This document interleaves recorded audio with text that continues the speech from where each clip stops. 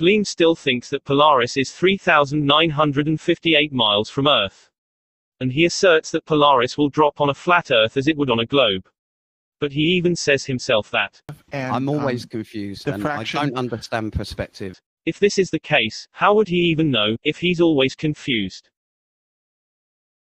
What I noticed about his spreadsheet, which he accused me of deleting a portion of, which is false, and besides the obvious incorrect distance to Polaris, was the apparent altitude drop with distance, appeared more consistent with a curved surface than a flat surface. What Gleem fails to understand, I'm always confused and I don't understand perspective, is a fixed object in space will not drop at a consistent rate when viewed while moving away on a flat surface. This is something that I explained in a previous video. In addition to the incorrect distance, there are other flaws. I'm always confused and I don't understand perspective. The problems with his figures were more evident when I tried to draw it to scale.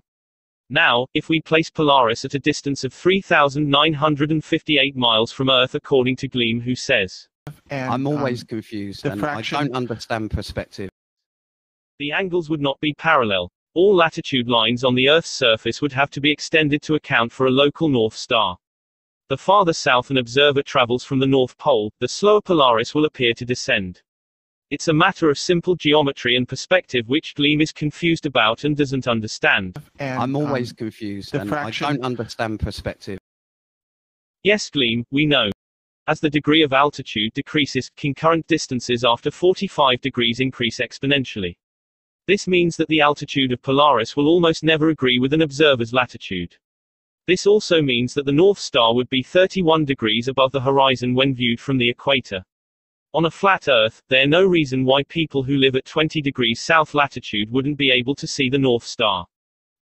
To see Polaris at an altitude of 0 degrees on the horizon would actually be impossible because an observer would have to be an infinite distance away. Also, on a flat Earth, there's absolutely no reason why Polaris wouldn't be visible from any location. So I don't know if Gleem is just really dumb, or he's just a po and he's doing this for attention.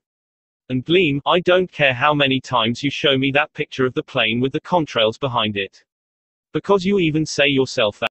I'm always confused and I don't understand perspective.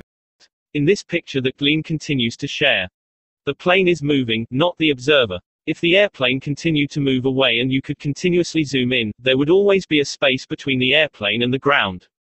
So, I'm sorry Gleem, you're wrong again, because we already know that. I'm always confused and I don't understand perspective. Thanks for watching. If you like my content, then please don't forget to like, share, and subscribe. If you don't like my content then you're probably a flat earther and I invite you to express why I'm wrong in the comments section.